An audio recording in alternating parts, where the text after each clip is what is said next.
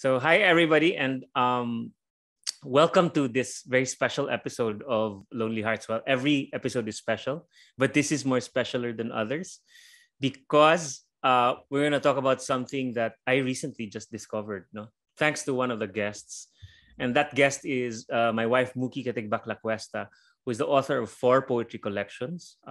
She has an MFA from the New School University. She has taught in major universities in Manila and co-edits various literary Filipino poetry anthologies. No, um, she's widely awarded for her work in the Philippines and has been the delegate to international literary awards in Rotterdam, Medellin, San Francisco, Macau, and Kuala Lumpur. I remember all of these because ako yung sabit dyan, no? Parang carrier of luggage, ganun. Add-on sa airplane seat, ganun. 2015, Mookie, who I really don't call Mookie in real life, but I'll call her Mookie here. She completed a writing residency for the International Writing Program at the University of Iowa. I'm honored also, particularly to have another poet, a poet I completely admire, Noelle Leslie Dela Cruz, who is full professor of philosophy in De La Salle University, where she received her PhD in philosophy and her MFA in creative writing. Her poetry collection, Sisyphus on the Penrose Stairs, Meta Reveries, was published by Vagabond Press. It won first prize for poetry in English at the 2017 Palanca Awards. She's lead author of the senior high school course textbook, Philosophy of the Person, Giving Meaning to Life, published by Oxford University Press. She also co-edited the anthology Feminista, Gender, Race, and Class in the Philippines, published by Anvil. Her research and teaching areas include existential phenomenology, philosophy of literature, and feminist philosophy. I'm gonna repeat that kasi pangit mukhang wala akong alam. Her research and teaching areas include existential phenomenology, philosophy of literature, and feminist philosophy. No, so it's absolutely academic. I want to start with this angle na it's so academic. Noelle, you seem kind of parang kasi you're not here as an academic and yet you are. No, you're here because of this sort of common thing we have. I'm a newbie. Mookie, I guess you're a little bit of a newbie. I think I would consider myself because she's only seen like 10 K-dramas, no? 8. At 16 hours each, no? Newbie pa lang. And Noelle, how many have you seen? Actually, yung truth, it's okay. Parang, in my last count, I'm pretty sure it's more than 25. I can count again later. You know, we had a podcast earlier this year where we featured a K-pop fan naman. She was ARMY. Oh, okay. So that was interesting because it talked about fanhood, di ba? Yung K-pop naman, I'm gonna go straight into this because it's gonna last us hours, di ba? So the K-pop, parang, I'm not a K-pop fan. I'm not a BTS fan, right? But I understand fanhood because I'm a fan of many things. And yet, when I spoke to that fan, who went by a pseudonym because parang she had a professional life na parang I guess she didn't want in her professional life was too professional that she couldn't be identified as a K-pop fan. No, I'm gonna return to what you said. I'm gonna return to what you said because there seems to be this kind of inside I'm a fan of something but outside I'm a hardcore parang hardened professional, di ba? Na parang you're an academic and yet parang you're also so parang hot about K-drama. And I have to say, I read all your posts about K-drama. Talagang with a hunger. We've also seen a couple of your YouTube videos. No? Particularly those that really make very hard and very interesting connections between philosophy and K-drama. No? Mookie, my wife, has turned to K-drama because everybody knows like I'm a very neglectful father and husband. That's wrong. No? Parang ibang drama naman yun. No, I'm just kidding. No, but seriously, parang when I spoke to that K-pop fan, fanhood was the topic. Fanhood was the meat. Diba? And it's great because it's a different kind of fanhood. It's not like I was a fan of, let's say, Duran Duran or Led Zeppelin. No, Duran Duran talaga. No? But K-drama is a different thing. Because it sort of, and I feel it transcends many things. Mookie, you spoke earlier about it, like hitting all the soft spots of all the markets. Yeah. Well, my appreciation for K-drama really led me to reading up on it. And basically, there was this whole synchronicity, this whole machine where during the Hallyu wave, the early days of the Hallyu Okay, we're wave, going to take note of that, the Hallyu wave. well, I'm not sure about that, but certainly if it isn't a Korean invention, it's certainly a strong appropriation. But like Itaewon Class was a webtoon. And then, after that, you really have K-pop, which my younger cousins, Miguel Feria being one of them, was just here. We were talking about Red Velvet yesterday. Really is into K-pop. And that's the age group that's in their late 20s and I think early to mid 30s. And then you have us, the K-drama fans. And it's the demographic is something. I'm not going to ask you what demographic I fall under. No, parang this is not about me. Like you would like K-pop, like you would like. Boomers ba? Oh, no, well, parang, no. I get you. Parang it hits all. Gen X yata tayo lahat. Parang Gen X ba tayo? No. I'm not gonna go there. I'm not gonna go You're there. Gen X. You are. I'm not gonna go there. But aren't you Gen X, Mookie? No, well, I think we're Gen. I want to say X. Parang millennials kayo. Parang borderline millennials. I'm gonna go to Noelle and I'm gonna ask her. Kasi, okay. Look, ang interesting sa K-drama for me, right, is that somebody like you, like a complete academic, right? The thing about philosophers, and is that everything is parang questioned, diba? Right. Parang by default, everything is questioned, and the philosopher always knows better. That's very good. Who was your philosophy professor? Yung tatay ko, pilosopo. That's as far as I go. No, but seriously, and I read a couple of webtoons on Sartre and Camus. No, but seriously, Nice. I don't have a class. I have some classical philosophy, of course, as a background. I went to school, but I want your perspective as an academic and a philosopher. Like, what led you to this? Right. It's a rabbit hole. 25 series, right? I'm just gonna say a series is 16 or 12 to 16 episodes. Each episode lasts from 1 hour to sometimes like an hour and a half, right? Right, that's correct. So do tell. Actually, I think I'm still a newbie in comparison to many other people who've known about K-dramas way before the pandemic because I only just discovered this medium in 2020. Yeah, I think being in philosophy made me more appreciative of the kind of imaginative genres that K-dramas feature. Because if you look at their stories, I mean, there's something unique about it. It's not just the Korean culture, but their very imagination. I mean, they have romance, they have all the typical genres, but the stories, I can't quite put my finger in it. Even director Joey Reyes mentioned that, how innovative there are in terms of... Watch the same thing? Did he watch the same? Yeah, I think we watched the same. I think, Encounter, Chloe, fangirling on some of the same titles. Sure. On one hand, K-dramas are cliches, but on the other hand, they bring out something new. Again, it's hard to... They're formulaic, but not. So they're formulaic in that they hit the right spots, right? They hit the right spots, but not in the same way. I hate to compare like Filipino soaps, for example. Okay, I want to ask you, yung entry point mo ba sa K-drama, Filipino soap or hindi?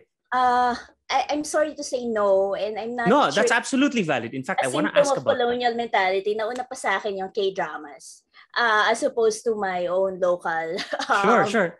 And I think that's a middle class story. Kasi a lot of middle class people I know, yung entry nila sa K-drama was really K-drama, like Netflix, di ba? Right, Netflix. And when I discovered K-dramas, that was it. I did the usual binging, no sleep, and finishing an entire series of 16 episodes in like 48 hours. Busy. Talking about... And yet your skin is glowing. Yes. I just want to say. But I don't do that anymore. Do you use that? Is that what the Korean facial products are for? Like when you're watching K-drama, you don't show it, diba? Sorry. No, I mean it. K-drama break now. So. Okay. No, I'm going to ask you about your skincare routine later, but let's continue. So you were watching it 16 hours. You were drawn into it. Yes, and there's so many things that you could apply to your philosophy lessons, and I don't think it's just philosophy that you can relate to it, because it's about life, it's about economics, it's about geopolitics. It's And about yet the society. philosopher in you, Yes, was actually, drawn to it. No? yes. I actually began with the sci-fi related K dramas. My first K drama was Signal. I'm I'm not watching sure that if you right guys are now. familiar. Yeah, I'm it's just the nodding my time head here like, travel yeah. mystery type detective. Mm. Because I read about it in Time magazine, so it's one of the first dramas that I watched, and I was just bowled over by everything. The acting, the production values, and the ideas. There are just so many talking points. In Okay, so most every K drama that I see. how did you enter it? How did you enter it? Because I Uh, know how Mookie and I entered it, like through, actually, partly through your posts, partly through everybody talking about K drama, and we're like, what should we watch, right? But how did you enter it? I think the wave just went over me, just like everyone else. I got swept away. It's you Uh-uh. know how when a trend happens, and before Uh, you know it, you're part of it. It's a combination of Netflix and social media, mm. which actually brings us to, since you mentioned Hallyu earlier. it, Yes, exactly. as we know, it's not a new phenomenon. It's Yeah, been 20 years in the making. But I yeah, think the difference with regard to the Hallyu wave now, they call it Hallyu 2.0.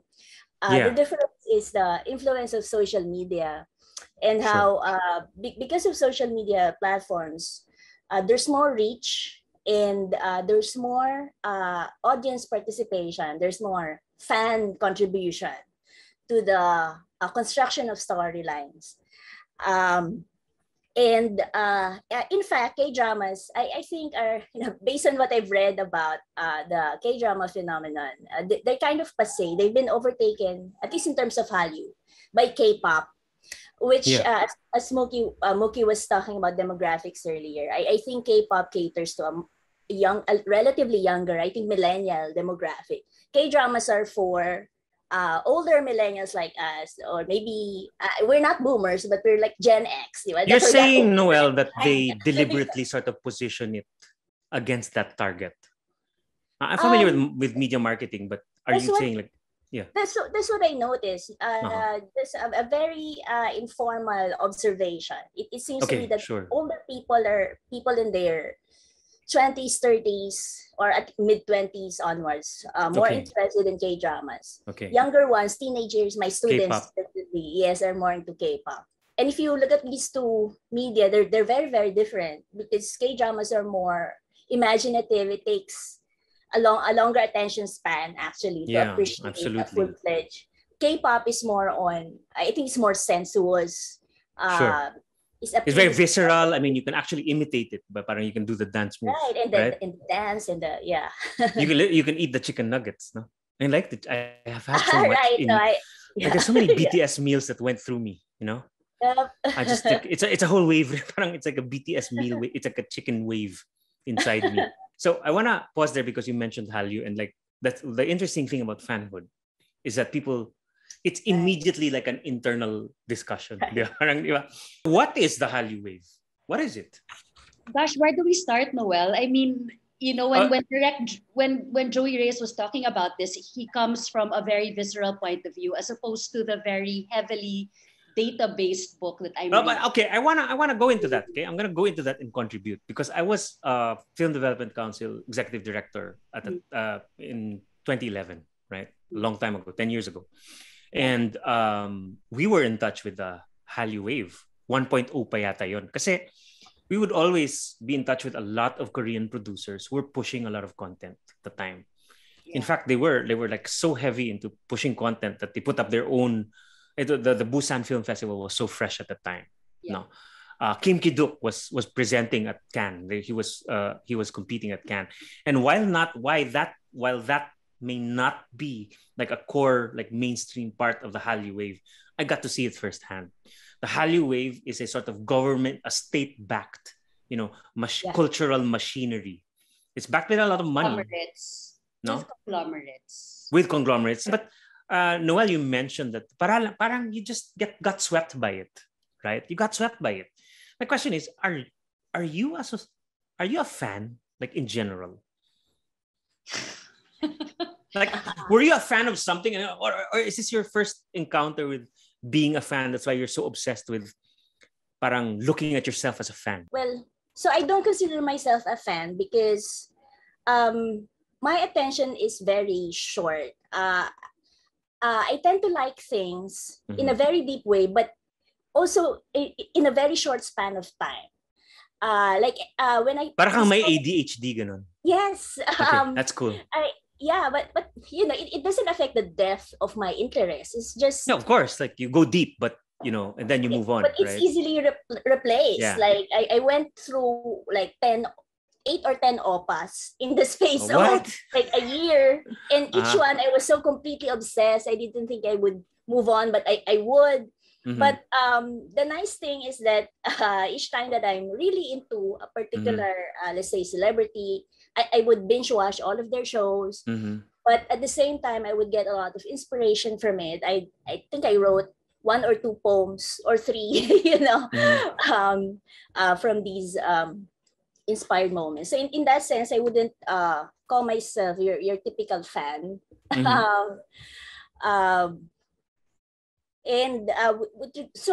With regard to Korean culture, I'm a disinterested admirer. 100 hours. Yeah, I've only seen 100 hours of programming. I'm not a fan. So do because that speaks to the power of the wave, di ba, na parang it's so big. Exactly. I admire Korean culture, but at the same time, I'm glad in some respects that I'm not Korean.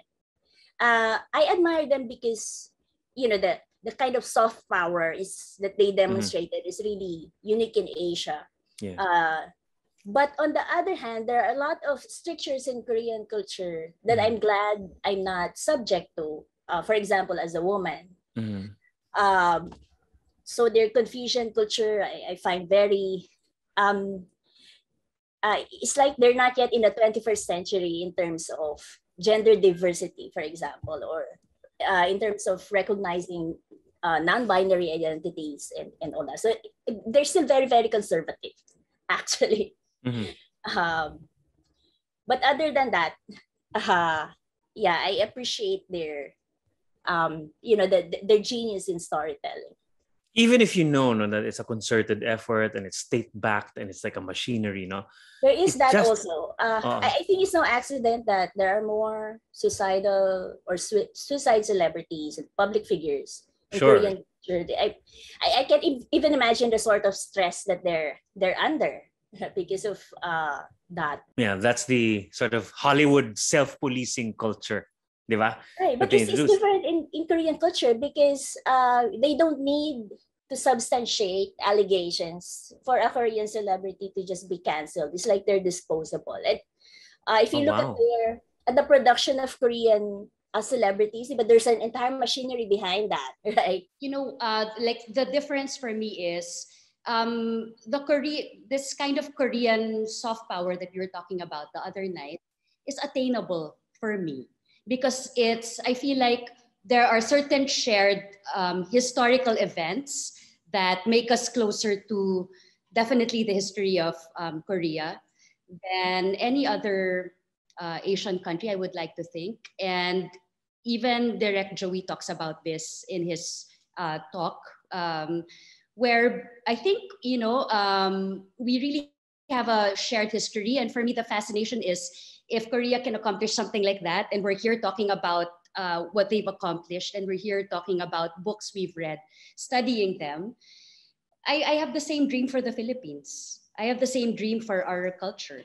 I really like what Noelle said earlier, which is about, and you told me this, or am I overly romanticizing my cultural affinity with Korea? And Noelle said earlier that, of course, we admire certain ancient practices and religions. They have Confucianism, but also there's the idea of, I remember I've been reading Kim Ji-young, born 1982, and it's really about their culture toward women. And maybe I'll stop there. but it's not as... You mean it's problematic, right? It's as problematic as our own culture, the way we treat women in our culture. It's it can be compared. There's a parallelism. It can be. But in other words, I want to just into this, dive into this and say, like, it's not as escapist or as othered, parang as othering as Hollywood is. Parang ganun ba? No, it's totally escapist. That's what I'm trying to say. Like K-dramas for me are totally escapist, but there's at the same time there's this reality also going on culturally. I just want to talk about that cultural affinity because when I watched Chloe, when I saw it, right, I was drawn to the character of Sonia Jin, diba? She's Yoon Seri in that she as a wow, parang they never went to bed. They never went to bed. They went, pumunta na silang North Korea, nag-South Korea na sila. They never slept. They never slept with each other. Na parang, what is this? Is this like a... And I felt like some cultural affinity. Of course, Mookie and I went to bed like the first minute. First minute. We've never been to bed. Although I think it was implicit in the epilogue that eventually they did it. But I think your point is that in the epilogue, during parang that yes. long drama, right? With all absolutely. the separations, they didn't even do it. They didn't do it. He's living in her house. Yeah. He's living in her house. Like when they're hugging, like they really can't get their hands off of each other. And they're living in the same house. All of us are, let's say goodnight, My point is that it spoke to me na parang, I'm glad kasi may comfy part of my culture that still responds to this kind of, prudishness. I have no other word for it. I'm sure you can think of a better word for it. That's one of the things I love about K-dramas too. I wouldn't call it prudishness. I would think of it as more of an erotic subtlety that I'll go with erotic subtlety over prudishness. It actually reminds me of a particular genre in romance novels, which is the Regency romance, which has its own social cultural context in Regency England, but you have the same tropes. You see that in Pride and Prejudice, for example. It's so romantic, but what makes it so romantic precisely is the distance. This parang tantalizing. Yes, the tantalizing. It's like the sexual connection speaks in such a volume when two people are not even touching each other, but you see the longing in their faces, and it becomes a vicarious kind of longing for audiences, right? Actually, it's not just the erotic subtlety, but also how the characters respond to it and how this kind of subtlety is embedded in the relationships.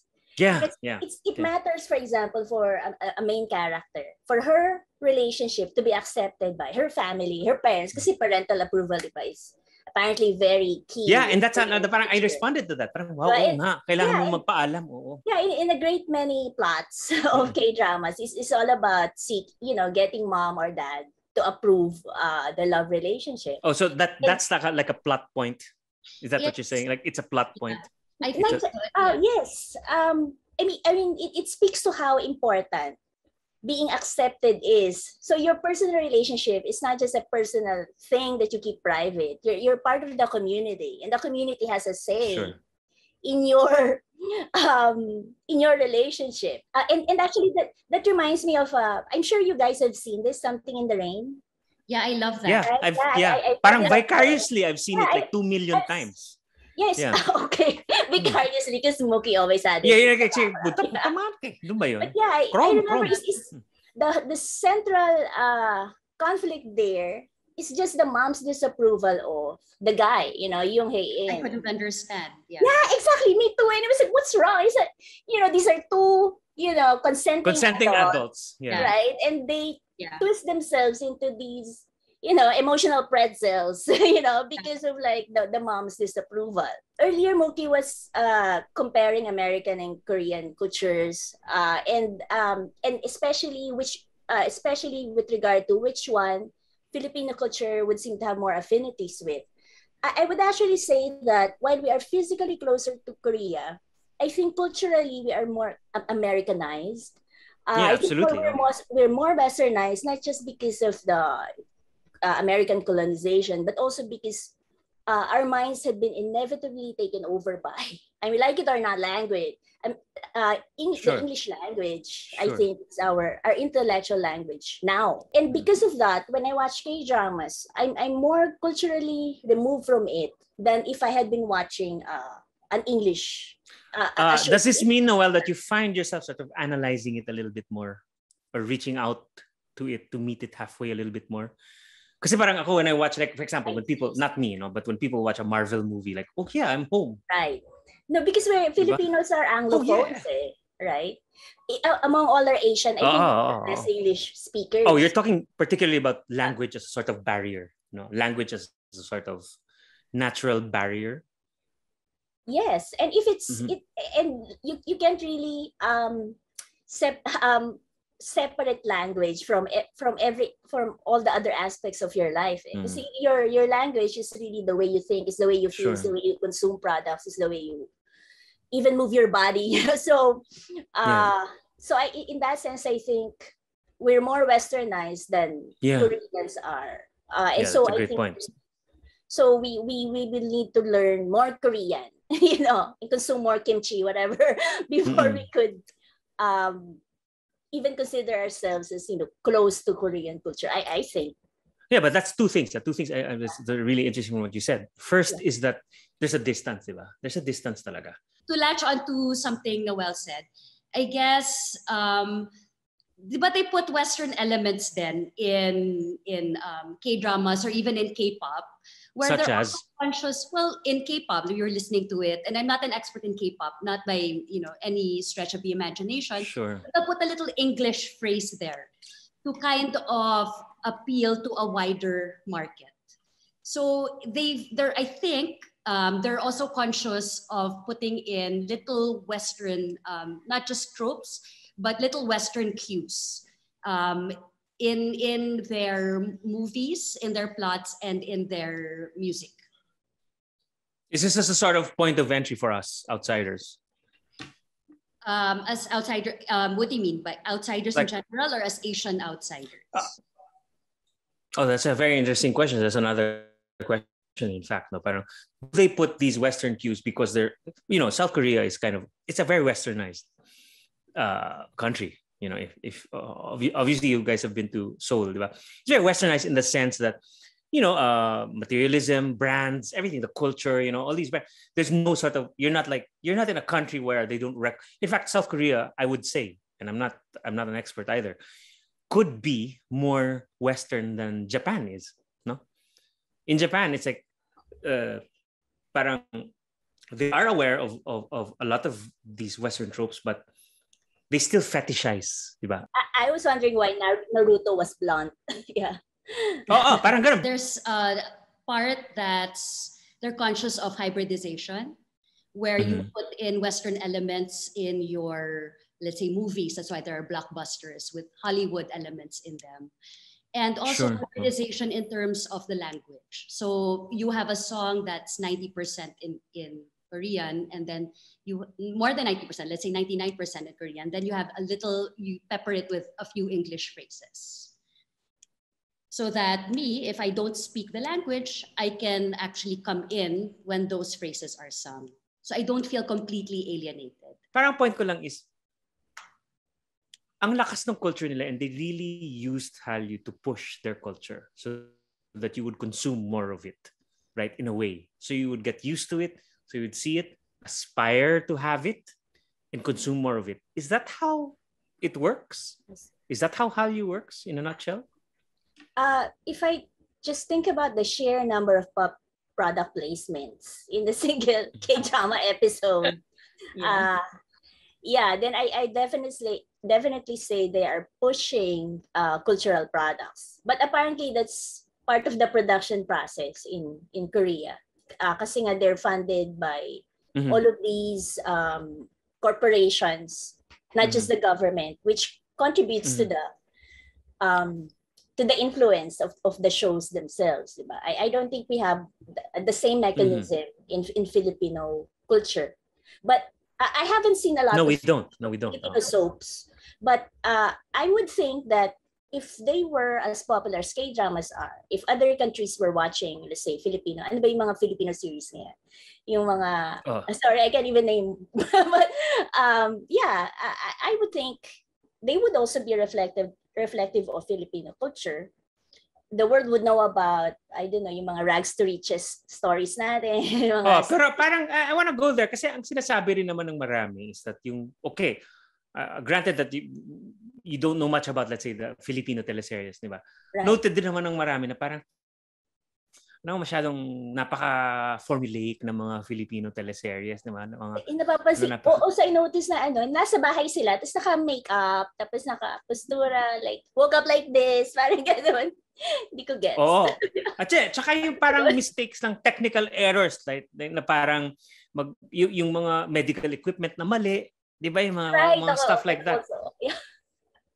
Di ba? So parang ang point lang is and yet, like, of course, we're the three of us, we're writers, so therefore we are parang we are concerned about our cultural scene. We are concerned about our culture. So I am quick to say, hindi, okay rin ang Filipino na teleserye. Okay din. And yet, no, as someone concerned about our culture, I can also say, ba't ganun? Diba? Bakit nakukuha ng K-drama yung kiliti? Bakit nila nakukuha yun? Diba? So there has to be this. We can't, the elephant in the room is probably like, we're producing it wrong. We're doing it wrong. What are they doing right? We don't have the same backing that they have, for one.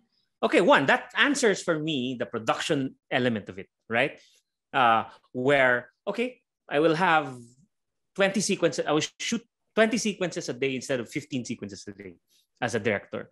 Therefore, I will have fewer locations. No, but it doesn't answer the writing part of it. No, of course, I'm not going to talk about Chloe, no, Crash Landing on You, which obviously has a large budget. No, which obviously has a large budget in a sense that I can't compare to a local production. Okay. But I'm aware of a lot of small Korean productions. I just saw, for example, April Snow, right? Which is a fantastic movie on grief, on love. It's a fantastic film. Sonia Jin was in it. Younger Sonia Jin was in it. And it's a fantastic movie. And it didn't cost a lot of money. It all happens in a small town, in a small city, right? So, and in fact, because I make a reference to not a K-drama series, but a K-drama film, then, syempre, I'm also compelled to make a comparison between Korean films and our own films. No, I have to say that once we talk about part of a culture, we talk about the entire wave. Diba? We have to talk about that. Diba? Music, etc., etc. So, ano yung problema? Ano yung problema natin? I'm not sure if this is a factor, but I read somewhere that K-drama writers tend to be women. The majority of their K-drama script writers are women. Men are bad writers. No, women are better. Hindi, joke. No, I led to believe that every day. It seems that women have this flair for romantic imagination. Okay, I'm going to stop you right there and say that a lot of Filipino writers, especially in TV, are women. Women are programmers. They run that.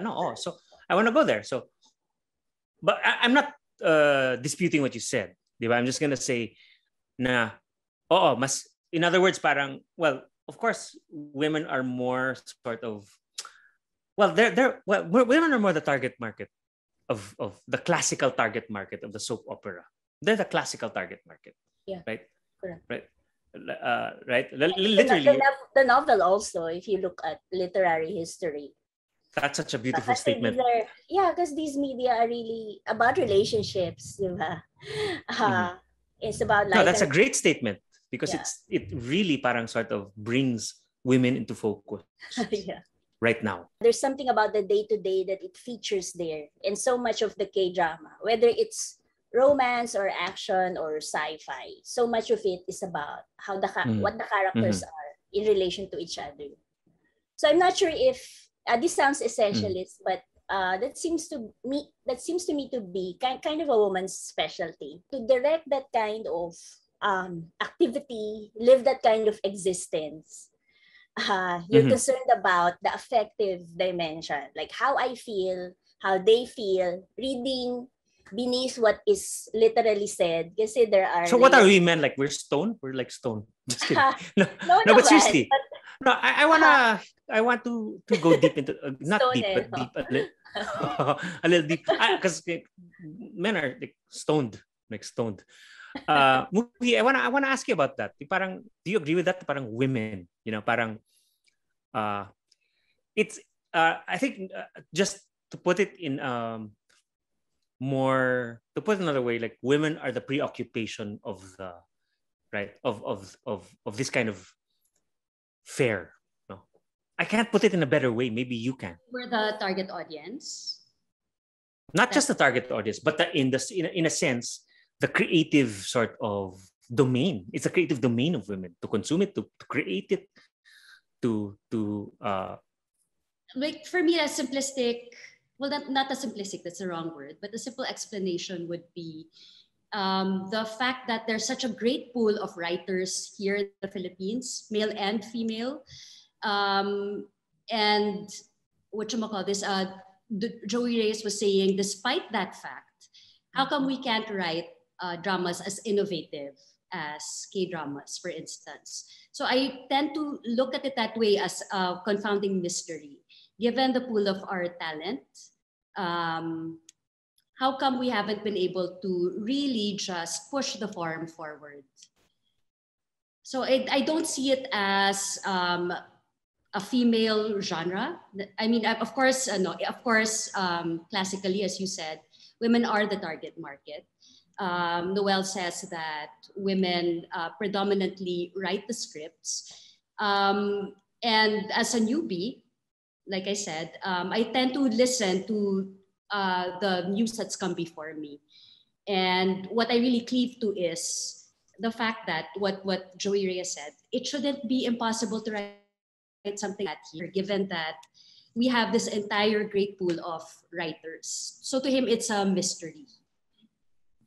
It's a mystery that's not solved by money. Is that what we're saying? Just to add to what Mookie said, because I like her observation that K-dramas should not be thought of as a woman's genre. It might be directed at women as an audience. But Sure. I agree with that observation, because it's not just women who appreciate K-dramas. I know a lot of men, my dad, and a lot of male friends actually. I appreciate it, yeah.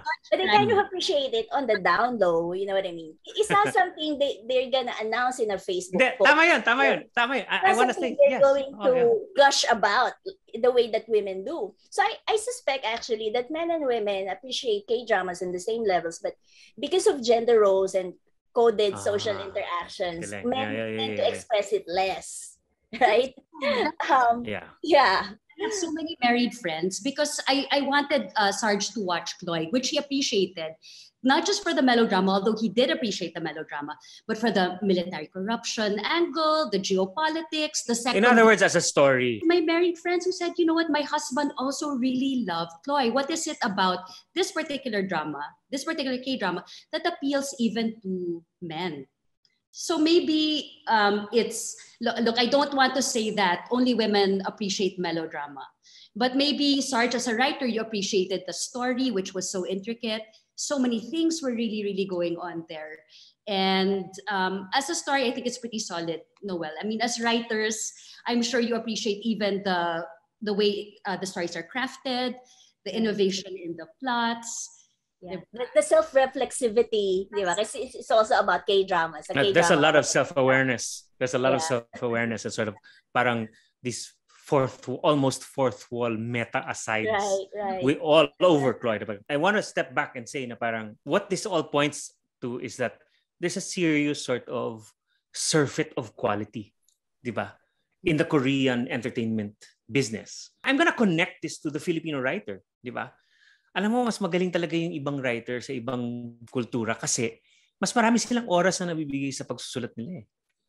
Or number two, they can actually be writers for a living. It pays more, right? It pays them so they can be paid to follow their hearts, di ba? Whereas dito sa Pilipinas, hirap tayo, everything is like minamadali. 'di ba?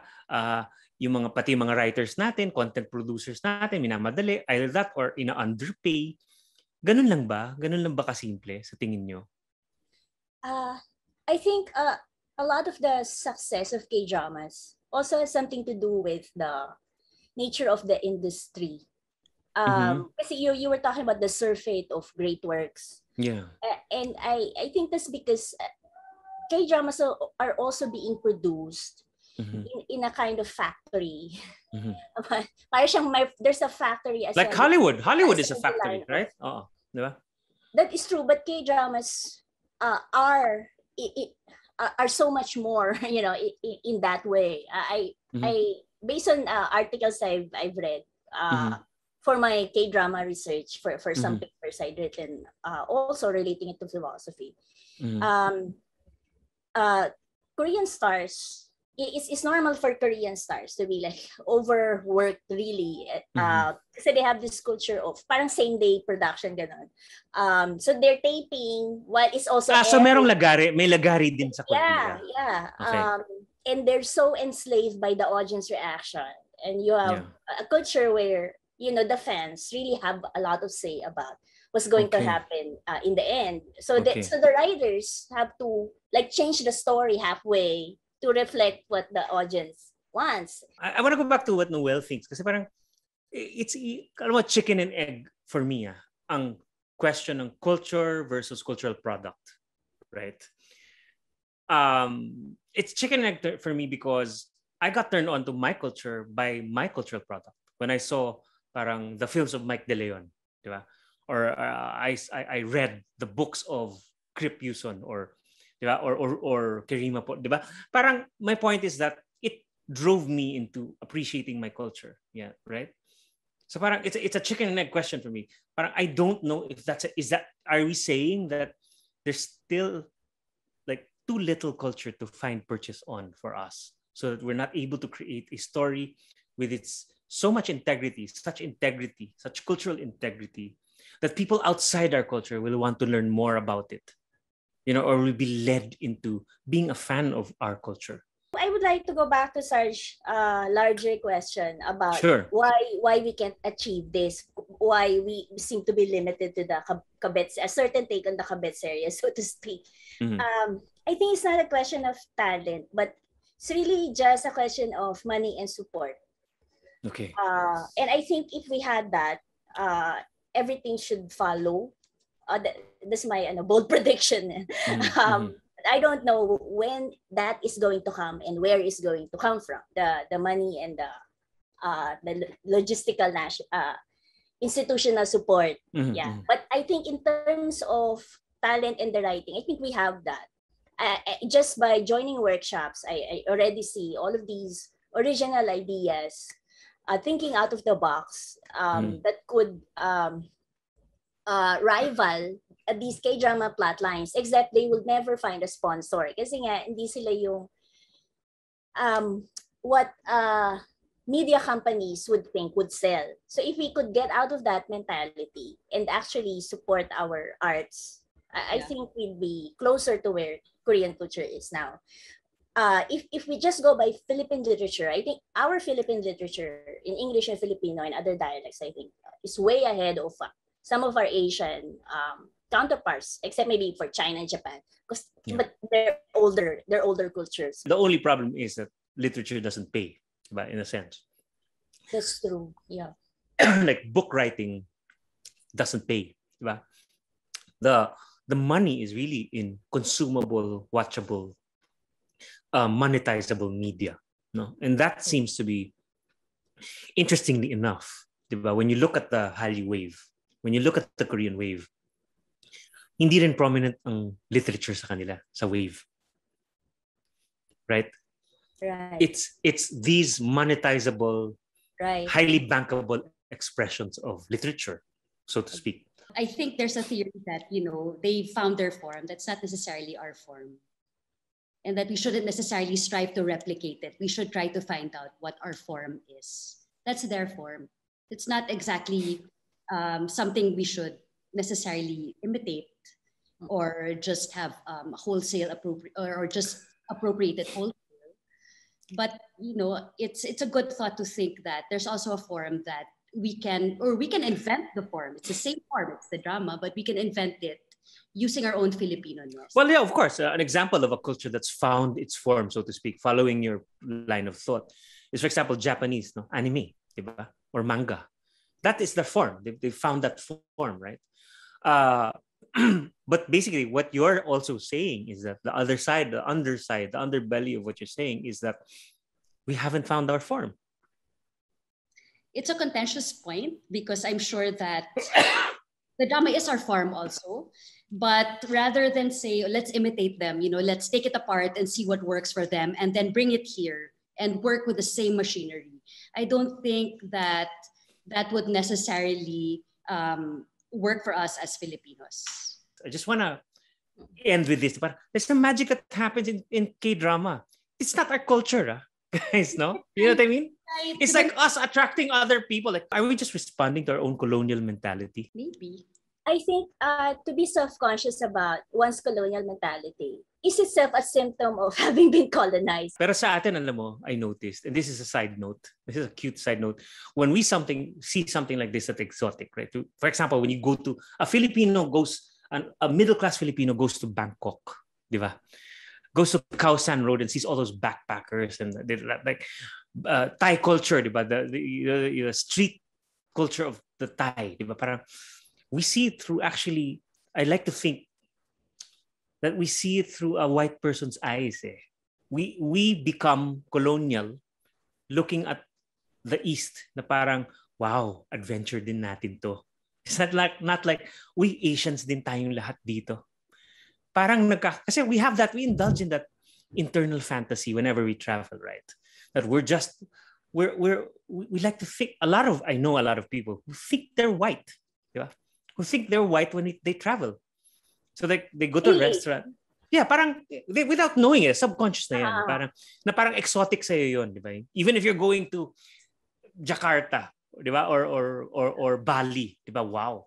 I like this sort of, I'm going to talk about Bali, di ba?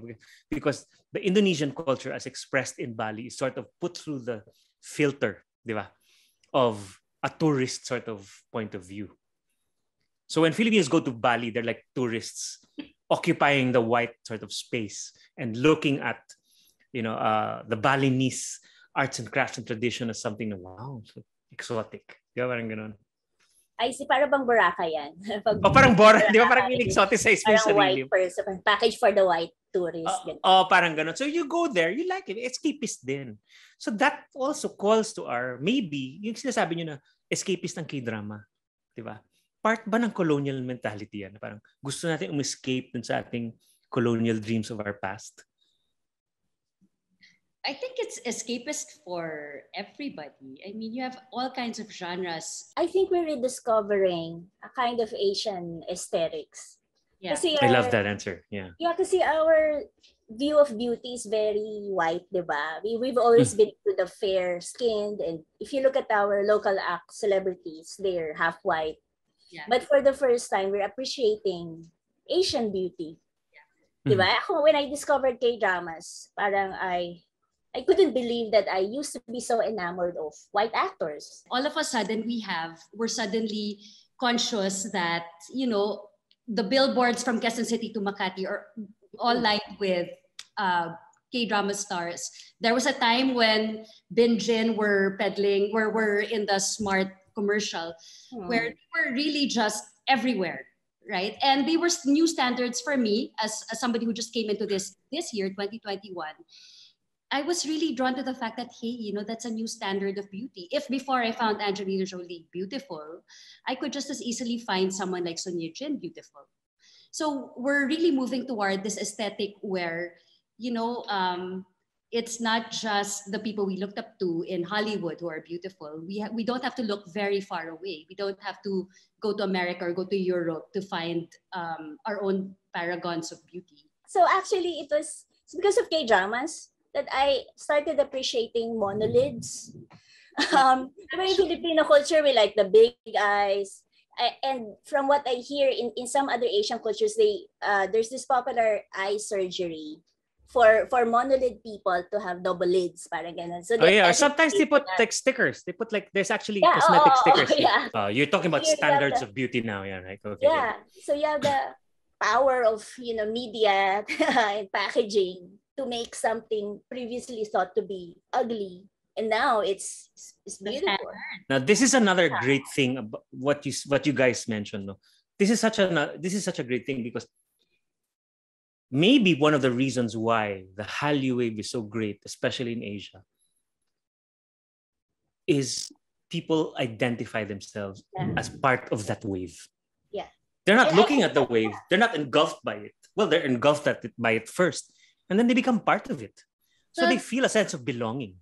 Or not just pride also. So parang it's a different flow naman. Instead of west to east, now it's east to west. So it's nice.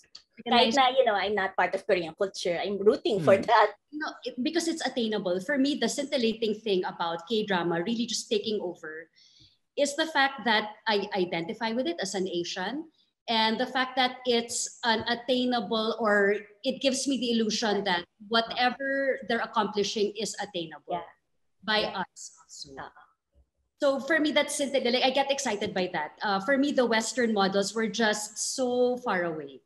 Like I couldn't reach them, but this one gives me the illusion that whatever they've achieved is also attainable. Okay, talking about we're talking about the greater East Asian co-prosperity sphere. No, na parang a benevolent form of it. No. I mean, because you know what? When I was a kid, parang when I would read these history books and read about, how the Japanese invaded us, they pushed the idea of a greater East Asian co-prosperity sphere. Which is something we share with the Koreans. But they occupied Korea for 30 years. They were here after 1941 to the liberation. So there are really some, I guess also why I find it scintillating is there are parallelisms between their history and our history. So we were colonized by the Americans, occupied by the Japanese, liberated by the Americans. They were occupied by the Japanese and liberated by the Americans. So there are parallelisms. So they have that angst that I think we also have, but they took that angst and they built something on it. I'm not saying we did not build anything on our angst, right? But they have the machinery. I think their term for that is the hand. Thank you, Director. Baka tayo naman dahan-dahan. Baka ganun yung sa atin, di ba? Kasi I've always like, just to circle it back, na parang, I've always believed kasi na sa atin, maybe our wave is different, right? Maybe our wave is not a wave, but like a tide. Di ba? Na dahan-dahan eh. It'll probably take 100 years for people to read our books all over the world, but it will happen. That's been my belief. It'll probably take 200 years for people to finally turn on to, for everyone to turn on to our cinema or to our literature. But I believe that as long as we have cultural integrity, we have this kind of, we're sure-footed in our pride, where we know where we stand in terms of our pride, we know our culture well, that we're gonna get there, diba? We might be the turtle, diba? And it's not a race. I think that I don't know what form we're going to take. I don't know if it's a tide or a wave, but the hope really is that, talent will out. I think that really there should not be any impediment to creating really great cultural work. So I don't know what our form is. I don't know when it will happen, but the hope is that it will happen. The hope and the faith, right? I like you're not faithful. You're or you think that it will actually happen to us. You have faith in it actually happening to us. I'd like to end on that, and I'd like to thank you, Noelle Dela Cruz, poet and philosopher, Mookie Katigbak-Lacuesta, poet and philosopher of the house. Kasi ako taga ganun lang ako sa'yo. For joining us at Lonely Hearts. Such a pleasure, and really we covered a lot. So That was fun. Thank you All guys. right, thank you. Enjoying this conversation? Check out the Lonely Hearts podcast, where we have conversations in your behalf with the lonely hearts, minds, and misunderstood geniuses in this world. Together, you and I will help make sense of our own personal roles in these uncertain times. Reluctantly and lazily hosted by Esquire Philippines, Editor-at-Large Sarge Lacuesta. Brought to you by Esquire Philippines. Available wherever you get your podcasts.